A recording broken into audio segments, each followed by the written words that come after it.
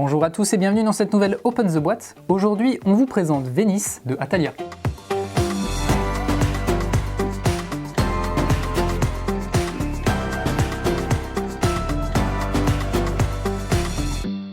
Vénice, c'est un jeu de David Turkzy et Andrei Novak, illustré par Bartek Roczniak, dans lequel vous allez incarner des marchands à Venise.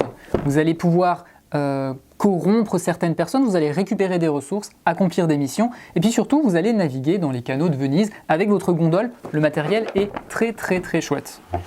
Alors, on commence tout de suite avec une règle du jeu. La règle, elle est simple, c'est un jeu familial plus, un peu expert quand même, mais les règles sont simples. Et c'est assez agréable à lire. On a des exemples, pas mal d'exemples. Et à la fin, on a même une variante duo et une variante solo. Et on a des exemples là, par exemple, de jeux à 3 joueurs. Donc une fois que vous arrivez à la fin, vous lisez ça, vous avez tout ce qu'il vous faut. On a ensuite, on commence avec les premiers éléments de jeu. On a ici de l'argent, hein. Des jolies pièces de monnaie, des pièces de 5, des pièces de 10. Cet argent-là va vous permettre de naviguer sur les canaux, puisqu'à chaque fois que vous allez vouloir faire un déplacement, il va falloir payer.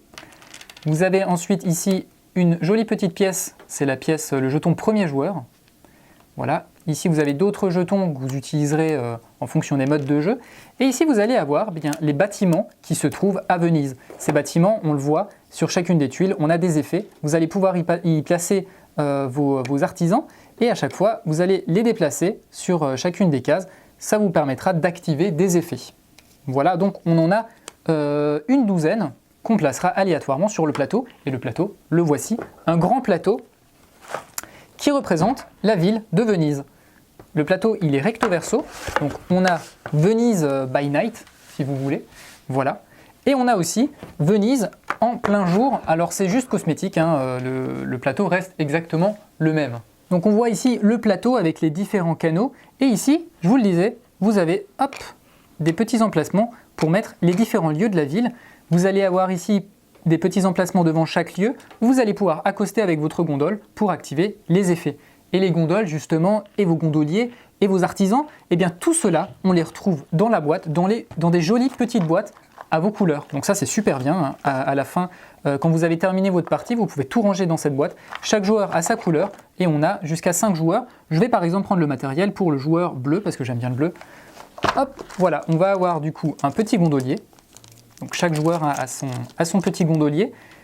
Voilà, petit gondolier qui a sa petite canne pour pousser la gondole. On va prendre la boîte bleue. Ensuite on a des ressources. Enfin je vais d'abord commencer plutôt par vos artisans que vous allez pouvoir placer sur les différents lieux. Donc pareil, hein, c'est des grands jetons, enfin c'est des grands pions, donc on peut facilement les utiliser. Ils sont très bien sculptés, donc voilà, on va les placer au fur et à mesure. Qu'est-ce qu'on a encore dans notre couleur? Eh bien, on a notre gondole, de très jolies gondoles en plastique. Voilà, donc chacun a sa couleur, hein. Moi je vais prendre le bleu. Chaque joueur a 2 gondoles. Vous voyez, elles sont, voilà, elles sont très bien. Hop, on peut se déplacer comme ça dans les canaux de Venise. Et on va pouvoir y placer sur ces gondoles des ressources. Au fur et à mesure, en fonction des lieux où vous irez, vous pourrez récupérer par exemple de l'argent ou des ressources de différentes couleurs. Et ces ressources, vous allez les placer dans votre gondole. L'objectif, ça va être d'avoir les ressources nécessaires pour accomplir les prérequis pour des missions. Je vais vous le montrer tout de suite après.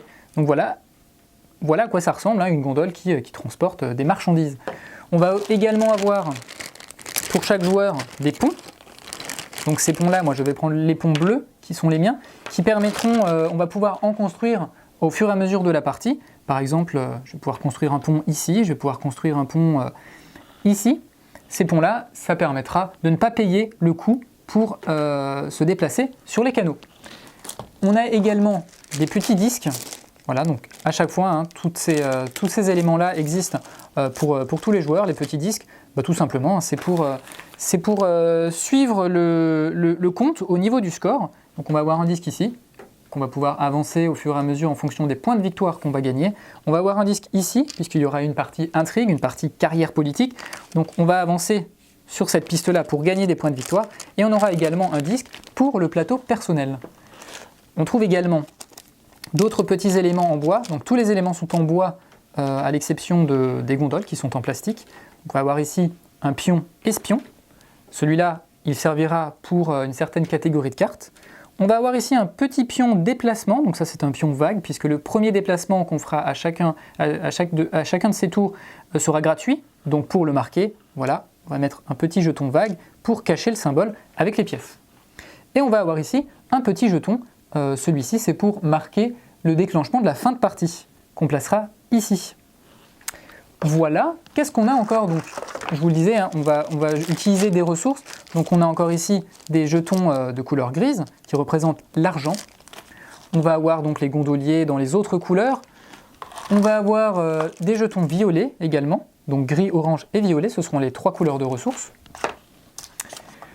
On va avoir également des cartes. Puisqu'on va jouer avec des cartes, je vous le disais, on a des cartes mission. Ces cartes mission, elles vont être complétées en fonction des ressources que vous allez récupérer au fur et à mesure de la partie. Lorsque vous réussissez une mission, eh bien tout simplement vous payez son coût et ensuite vous avez un effet que vous allez pouvoir mettre à rajouter à votre plateau personnel. Cet effet il sera permanent jusqu'à la fin de la partie. Donc on voit ici qu'on a plusieurs missions.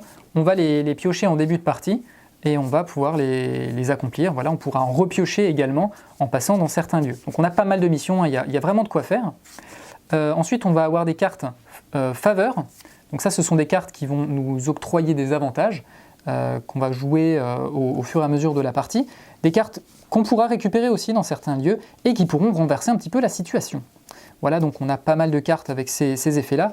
Ici, on va avoir des cartes, ça c'est pour les premières parties, des cartes qui nous octroient des avantages si on les utilise, sinon on gagnera des points de victoire à la fin de la partie. Et après on a encore d'autres cartes, ça je crois que c'est pour le mode solo. Voilà pour les cartes mission et les autres cartes, on a encore des petites cartes, ces petites cartes là, hop, elles sont dans un petit étui plastique. Et ces cartes là, elles seront pour le mode duo, c'est un mode en plus, donc où la mise en place sera un petit peu différente. Voilà.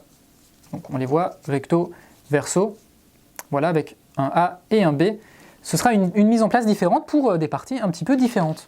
La dernière chose que je ne vous ai pas montré, c'est les plateaux de score. Donc vous allez avoir sur ces plateaux de score différentes informations, notamment les cartes, je vous le disais, les effets permanents quand vous remplirez des missions, que vous pourrez mettre en dessous pour toujours savoir quels effets vous avez.